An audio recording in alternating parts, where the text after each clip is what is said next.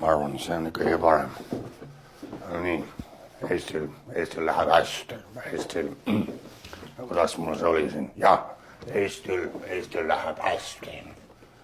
Kes kurat seda usub, Eestil läheb hästi. Levivad suhkruhaigus, autism, depressioon ja teised arenenud maailma hädad.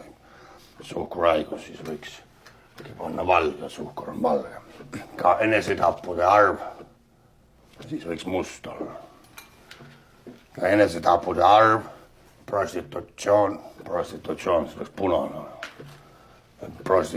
Ka enesetappude arv, prostitutsioon, pedofiilia, siis värvise pedofiilia, täpiline. Pedofiilia, koolivägivald ja muud arengunäitajad on meil kõrged. On palju kodutuid, üksikuid, elanikkond vananeb, kes kurat sellisele keerulise lause ära ütleb. Peredes ei ole lapsi, peremudelid on lammutatud. Tehke lapsi siis, ei ole lapsi. Võib-olla ei ole sinna, see on natukene lootuse värv. Nii. Ja demograafiline olukord on katastroofiline. Aga mis siis? Kõik need hädad ongi arenenud riikidele omased. Kui mõnele see ei meeldi, kas tahavad nad siis taandarengut? Kurat, see eesti keel ei ole mul ikka selge veel. Tabagu meid kas või väljasuremine, aga kuni see on läänelikus peab olema midagi, so festive. Tabagu meid kas või väljasuremine, aga kuni see on lääneliku arenemise tunnuseks, me ei peatu. Ja Eesti areneb lõpuni. Ja see on päris hea. Seda rahvas usub. No nii. Ma arvan, et see saabib kõige parem. Laske me palun läbi, kas te tahate aru noore mees? Kuulge, mida te lubate enda absurd?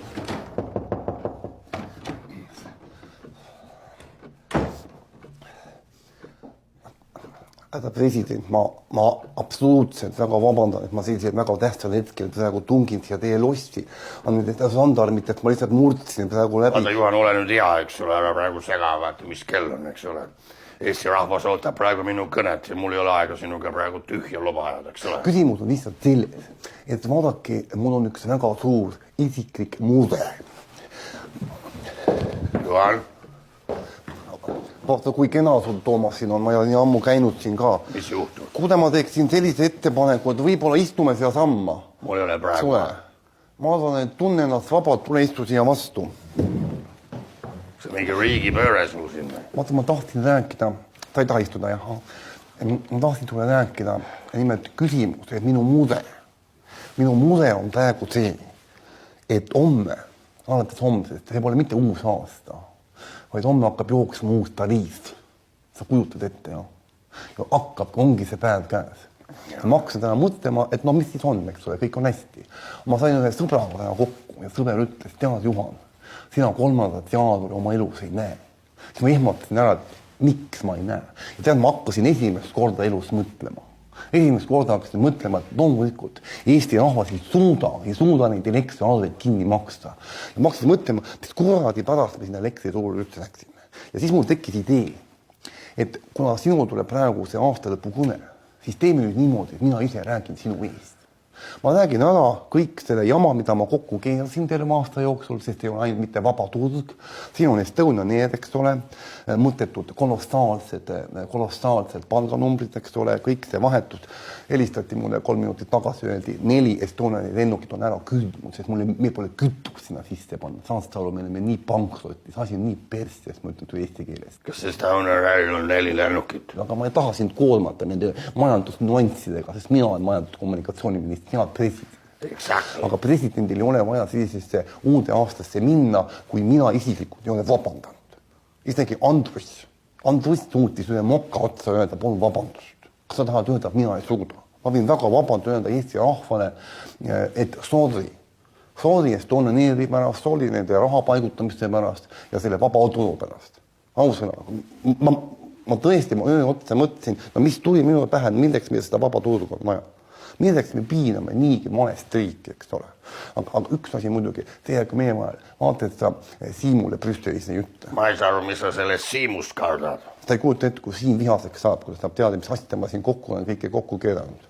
See on lihtsalt kohutav. Et ma teeks ettepaneku, et ma räägin ära kogu selle jama, sellega ma natuke päästan ära, et ma jään ellu. Sul on ju vaja, et majandusminister oleks elus, eks ole. Ja siis ma jään ellu, ma räägin ära ja sina ütle lõppu midagi ilusat.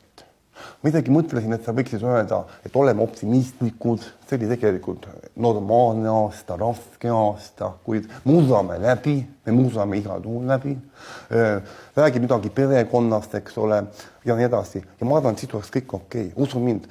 Ja mina kaosin nagu siit persest, noh, jah. Kuule, kas keegi lasi korgid läbi või? Toomas, ae, kurat, kas hakkab peale see pull või? Ma ütlen Eesti rahvale ka oma kõnes lõpus niimoodi. Kallis Eesti rahvas. Nagu ütleb juba vanasõna, mis sitasti, see uuesti.